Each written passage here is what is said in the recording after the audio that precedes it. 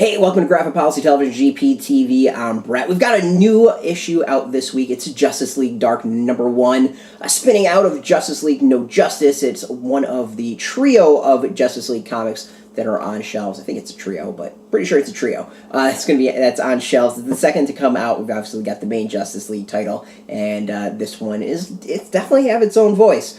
So for those who don't know, basically the end of Dark Knight's Metal, there was this breaking of this source wall, all these horrors, this wall that kind of surrounds the universe was holding back, flooding into our universe, or the DC universe. Things are just kind of going haywire. Then in Justice League No Justice, there was these big giant space gods who suck things from planets, and there's this giant mystical tree that was kind of like a beacon calling them in. And while the Justice League defeated the giants, this mystical tree is there. We don't know what it's doing there, what it wants. From all of this, things are going haywire in the DC universe. The Justice League is kind of dealing with that in their own ways. There's all kinds of new weird abilities, not really abilities, but like forces that are out there. And one of the things that have getting nerfed is the magic in the DC universe. Magic is on the fritz. There's something coming to kind of like claim all the magic unto itself and kill all the magic users, and someone's got to stand up to stop that. So Justice League forms to try to solve this. It forms in a very interesting way. So we've got Wonder Woman, who I know seems like a very interesting and strange character to kind of deal with this, but she actually works really well. They've kind of been setting up that Wonder Woman is got a lot of mystical aspects, and she absolutely does. So, it fits perfectly. She is, in the way, kind of plays what we would expect for the reader and really kind of throws it out there, the reader's expectations and thoughts, in that, why is Wonder Woman leading a mystical, magic-focused Justice League? Like, it's weird. It's just outright thrown out there, as she has a lot of trouble recruiting a team. The team really comes together due to like necessity more than want, which I think is kind of fascinating. The fact that the creative team was willing to kind of address that, what we were all thinking, I think was kind of brilliant and done really well. So the creative team is James Tynion IV is the writer, Alvaro Martinez Bueno is the pencils, Raul Fernandez is inks, Brad Anderson is the colors, Raul is the letterer, Martinez and Fernandez and Anderson did the cover, Greg Capullo, Jonathan Glapion, FCO Plascencia did some variants. Andrew Marino is the assistant editor. Rebecca Taylor is the editor. Marie Javins is the group editor.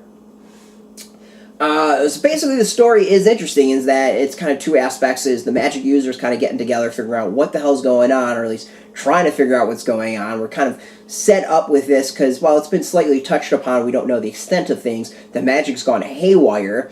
And then we kind of get this other aspect of Wonder Woman attempting to figure out what's going on and fix some things. She's having some issues doing that, kind of understandable, and we feel a little bit bad for her because of that. So we got these three things that kind of all converge together. Really smart storytelling. You can see the team members that are on this cover. We got Wonder Woman, Zatanna, Swamp Thing, Detective Chimp. John Constantine's not in here, but he's in the comic a lot. And the one that really stands out to me is Man-Bat, who is helping Wonder Woman, attempting to figure out what's going on, and in some ways, like, delivers like this kind of gives us a little bit of a light moment in this what would be a straight-up horror comic. There's some crazy stuff that happens, and Man-Bat, lets loose, which is cool, but for the most part, he plays this like crazy scientist attempting to try to figure out what's causing things and help Wonder Woman solve the problem. And that way, is like, this is a really interesting character and what they're doing with it. It reminds me a lot of Clayface and Detective Comics. It's not necessarily a bad thing because I think they did an excellent job with Clayface and Detective Comics, and here it fits really well. So I can't really think of too many other like scientists that could play this role in the DC universe. So I think Man-Bat is actually really solid in that aspect. And it kind of adds some comedic aspects to it and lightens the mood a little bit. As far as the writing, like, I enjoy it. Like, I'm not a huge horror fan. And this has got kind of that nice balance of superhero and horror. There's some creepy stuff in it, but it's not, like, too far gone horror. But, like, horror that kind of turns me off. We're not talking, like, Hellraiser torture porn type stuff. This is, like, really warped creatures that kind of gross a little bit. But for the most part, like it's good horror that isn't meant to gross you out, which is the type that I tend to enjoy.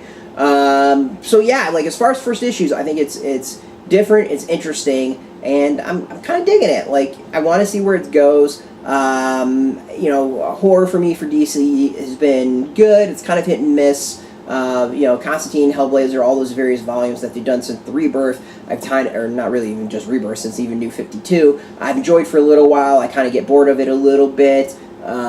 Sometimes I think it's, you know, it just doesn't quite do it for me, but also not necessarily the biggest fan of that genre as a whole. So the fact that this first issue has got me hooked a little bit to come back, I want to see where it goes, is a good thing. I think it plays off of the big meta story that's going on in the DC universe really, really well, and at the same time, it stands on its own, so you don't necessarily need to know that meta story to enjoy this first issue. As I said before, I think the art is good. Like, there's some... You can kind of see what I'm talking about, the horror on the side. It's kind of like this gross growing thing, and we get a little bit of Wonder Woman kicking butt.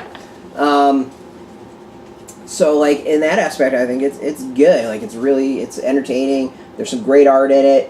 There's a lot of characters are packed in. I think that might be my only knock at all. There are some scenes where there's a lot of characters thrown in there, and it's kind of fun for fans of the DC Universe to be able to see who they fit in. And some of the characters in those instances don't necessarily get as much detail as you might expect in those close-ups, so that's about it. But they look really good. I mean, the scenes look fantastic in general. It's just, you know, some of the detail is cut a little bit. So other than that, like, I think it's a top-notch first issue. It's really good. It's entertaining. Enough that I want to see what's coming next in the second issue. If you are a fan of superheroes and you kind of want a little horror infused into your superhero comic, this might do it for you. You're probably going to enjoy it. It kind of reminds me a bit more of I, Vampire when DC did that one, which was actually a really solid comic book series. I really enjoyed that one. So if you kind of liked that aspect of it, I think you'll probably enjoy this. So yeah, basically it's superhero comics with a nice infusion of horror. There we go. And it plays into the whole meta-narrative really, really well. So this is in comic shops already this week. Came out Wednesday, New Comic Book Day. You should be able to go get it. You know, obviously go support your local comic book shop first and foremost. Comic shops without them, industries is not going to do quite well, so please go support your comic book shop. If you don't know if you have a shop near you, we've got a link beneath this video. You put in your zip code, it'll tell you if a shop's near you. No shop, no problem. We do have some affiliate links. There are affiliate links, so we do get a small percentage of that. But by doing that, you help support our site, so thank you. Speaking of support, I want to thank DC Comics for hooking us up with this issue. We obviously had reviews up on our site on Wednesday, so we had digital reviews, but it's also great to see it in print because, I don't know, I'm kind of a print fan. I'm not going to lie. I enjoy print over digital. I think there's a little bit of difference to it in the reading experience. So I think it looks good in print. It looks great. It looks great in print. It looks good in digital. So you get it any way you want. So yeah, we also like to be transparent in what we got for free and stuff like that, so you can make a decision as far as how much you want to weigh the review. I want to thank you for watching as well. You know, without you, we wouldn't be doing these videos, so there wouldn't be much point to that. And if you're into DC Comics, if you're into Justice League Dark, that big giant meta-narrative that's going on, you can check us out, or just comics. You can check us out every single day at graphicpolicy.com. We're on Twitter, Facebook, YouTube, Tumblr, all at Graphic Policy, keeping it nice and consistent. So until next time, keep reading those comics, and keep it geeky.